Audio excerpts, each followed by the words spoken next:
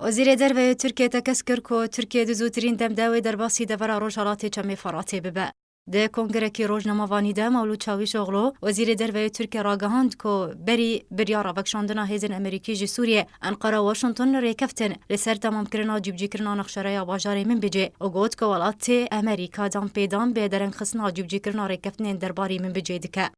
وزیر دروی ترکیه تکجی کرد که ترکیه و دهماهنگی خود لگل امریکا لسر هر دو آستین دیپلماسی و لشکری درباری پروسه وکشاندنا هیزن امریکی جی سوریه بردوام به.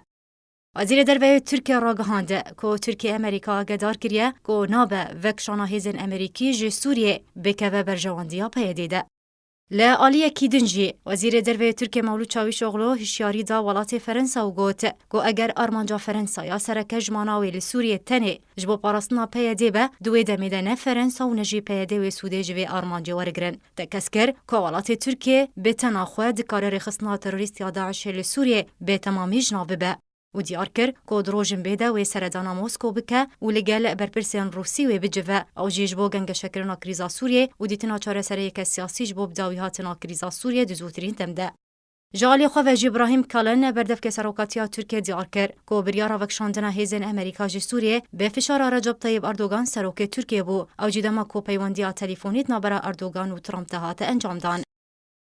درباره جنابرنا رخصنا تروریستی داعش لسوریه کالن گوت که امریکا و ترکیه به هماهنگی و رخصنا تروریستی داعش لسوریه جناب بن و خاکا سوریه بپارزن جبر و یکی ولاتی وی رازیبون جتو آلیکی ورناگره.